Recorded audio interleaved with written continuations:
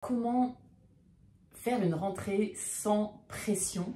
Donc là, on subit tous, et moi la première, c'est non seulement le rush de la rentrée, pour ceux qui sont déjà rentrés, avec les mails et tout ça, mais c'est même pas ça en fait dont il s'agit, c'est surtout des publicités, en fait, des newsletters, des comptes Instagram, des choses que l'on voit voilà, sur les réseaux, avec cette pression du bien-être, cette injonction du bien-être, cette pression de tu dois être une superwoman, tu dois vite reprendre tes cours de yoga, vite te remettre dans le bain, redevenir une femme active qui sait tout faire et qui fait tout en même temps.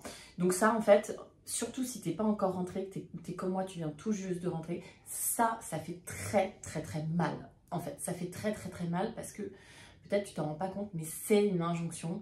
Et c'est insupportable. Et en fait, si tu veux, tu es déjà en train d'angoisser. Et vraiment, c'est vraiment pas bon. Donc déjà, la première chose, le premier conseil que je vais te donner, c'est de te désabonner de toutes les newsletters et de tous les réseaux sociaux, de tous les comptes qui vont en fait essayer de te vendre absolument, enfin surfer sur la rentrée, genre vraiment pour te vendre des produits, enfin, à la limite, qui te vendent des produits, c'est très bien, mais en fait, qui vont te dire ou te sous-entendre que tu dois être une superwoman, tu dois reprendre, tu dois absolument être la meilleure tout de suite, ok?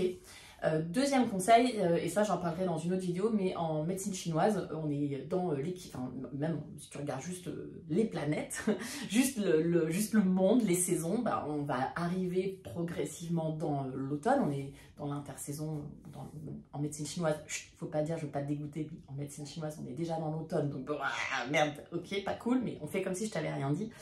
Mais ça pour dire que c'est le moment de l'année où ben, l'énergie va commencer à très progressivement redescendre et donc ça va être le moment pour nous juste de commencer à souffler, à ralentir un petit peu plus. Donc déjà c'est pas le bon moment. Mais il se peut que, comme moi, t'as pris des vacances, t'as vraiment eu t'as eu ce vide, tu as eu plein d'idées qui sont arrivées parce que justement tu étais dans le vide, je n'ai pas du tout envie de dire dans l'ennui, mais en tout cas dans la pause, le silence, le calme. Et bam, tu as plein d'idées, tu as plein de choses. Et puis surtout, tu as pris du recul sur ton quotidien. Tu as pris des peut-être bonnes habitudes en vacances que tu n'as pas envie de perdre, ou en tout cas tu as un petit peu d'énergie. Et tu te dis c'est le moment pour, ouais, effectivement, mettre en place un nouvel emploi du temps. Et pour mettre en place ce nouvel emploi du temps, c'est peut-être vraiment le bon moment de mettre en place un nouvel emploi du temps avec, voilà, avec des bonnes résolutions. Donc, tu vois, tu vois ce qui fonctionne et ce qui ne fonctionne pas. En fait, c'est souvent pendant les vacances qu'on a ce recul et on se dit, tiens, ça a fonctionné, ça n'a pas fonctionné. Moi, par exemple, ce qui fonctionne, puisque je suis solopreneuse, donc moi, j'ai pas d'interaction sociale au travail, puisque je suis seule. Donc, solopreneuse, il y a seule, j'ai pas de collègues. Donc je dois créer en fait cet environnement et donc je sais que ce qui fonctionne pour moi c'est le matin il faut que je sorte de chez moi donc, parce que comme ça je m'habille, je me motive et je vais boire un café, mais surtout je vais boire un café avec mon ordinateur et je sais que ça fonctionne pour moi, voilà, parce que comme ça je démarre la journée au moins, j'ai mon ordi, je bois mon café mais je me mets tout de suite dans le bain et c'est cool. Mais ça peut être le contraire, hein. Ça peut être, on peut avoir décidé de se mettre dans le bain à partir de midi et de se réserver de la matinée. Je sais aussi qu'il faut que je marche le matin un petit peu dans mon quartier, que je prenne du plaisir à marcher dans mon quartier, à faire 2-3 magasins un peu dans le vent, dans le vide, parce que moi j'habite dans un quartier où il n'y a pas de nature, donc à part les magasins, voilà. Donc comme ça je flâne et voilà, c'est mon truc. Je sais que je dois monter les escaliers parce que j'ai aussi cette bonne résolution, c'est de travailler mon cardio, parce que j'ai pas beaucoup de cardio.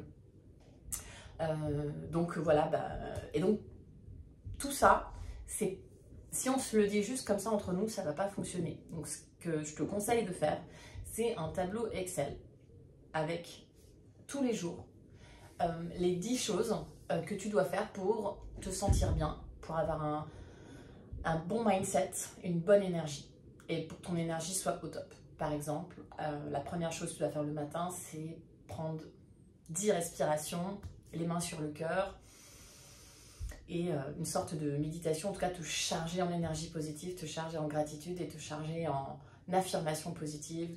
Aujourd'hui, ça va être une super journée. Okay, ça peut être tes affirmations positives.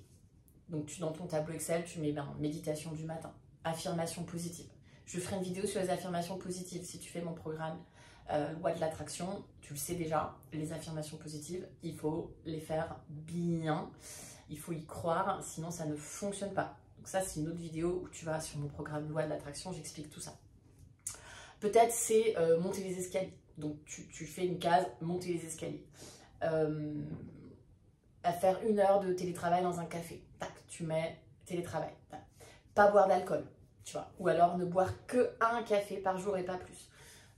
Ou ne pas boire de... Voilà, bon bref, tu fais tes colonnes de tous tes trucs, de tout ce qui va t'apporter de l'énergie, tout ce qui va renforcer ton mindset, ton état d'esprit. Voilà, ça peut être ta spiritualité, ta prière, hein, si toi si tu as une religion.